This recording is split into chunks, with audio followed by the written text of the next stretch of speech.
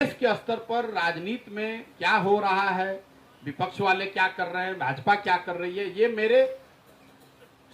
मेरा सरोकार का विषय नहीं है।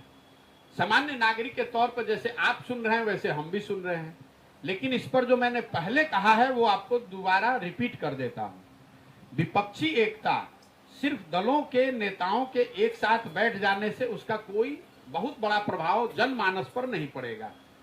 वो प्रभाव तब पड़ेगा जब विपक्षी एकता नेताओं और दलों के साथ साथ मन का भी मेल हो, नैरेटिव भी हो। मैं चेहरे की बात नहीं कर रहा हूं, जनता का कोई मुद्दा भी हो, नैरेटिव भी हो, ग्राउंड पर काम करने वाले वर्कर भी हो और उस समर्थन को, जनता की भावना को वोट में कन्वर्ट कराया जाए। कई लोगों को ऐसा लगता है कि 77 में सारे विपक्षी दल एक साथ आकर उन्होंने इंदिरा गांधी को हरा दिया। उनकी बहुत बड़ी बेवकूफी है। 77 में दलों के एक होने से इंदिरा गांधी नहीं हारी। 77 में इमरजेंसी बहुत बड़ा मुद्दा भी था, जेपी का आंदोलन भी था। अगर वो इमरजेंसी नहीं होता, अगर जेपी का आंदोलन नहीं होता, तो सारे दल अगर एक साथ आ जाते तो उससे इंदिरा गांधी थोड़ी ना हार जाती। हमने बाद में हम लोगों ने 1989 में बीपी सिंह के भी नेतृत्व में देखा, सारे दल एक होकर उन्होंने राजीव गांधी की सरकार को, कांग्रेस सरकार को हराया। लेकिन दल तो बाद में एक हुए। पहले बोफोर्स मुद्दा बना, बोफोर्स के नाम पर पूरे देश में आंदोलन हुआ, लोगों की जनभावना उससे जुड़ी। तो जब तक आप वो नैरेटिव नहीं लाते, तो मान लीजिए कि नीतीश कुमार कलकत्ता में अगर बैठ जाएं, तो उससे कलकत्ता में या वेस्ट बंगाल में रहने वाले लोगों की जनभावना पर क्या असर पड़ेगा। अगर ममता बनर्जी आज समस्तीपुर में आ जाए, तो समस्तीपुर की जनता का जो विषय है, इनको इससे क्या मतलब है कि यहाँ स्टालिन आकर बोल रहे हैं कि ममता बनर्जी बोल रही हैं। तो विपक्षी एकता लोकतंत्र की एक प्रक्रिया है, हो रही है, अच्छी बात है, लोकतंत्र मजबूत होना चाहिए।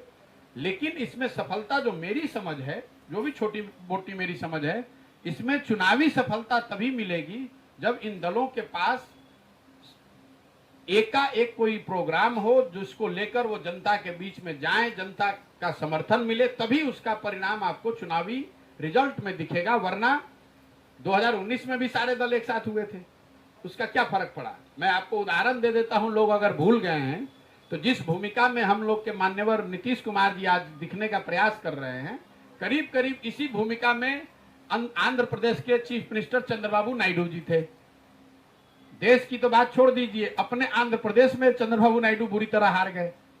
तो नीतीश कुमार जी या कोई जो भी व्यक्ति एका करने की कोशिश कर रहा है, जब तक जनता के मुद्दों पर सहमति नहीं होगी और जनता में उसका कोई ट्रैक्शन नहीं होगा, तब तक मुझे नहीं लगता है कि इन प्रयासों का कोई बहुत बड़ा असर होगा। हाँ, ये जरूर है कि इतने सारे दल अगर साथ में आएंगे तो मीडिया कर्मियों के लिए एक उत्सुकता की विषय है।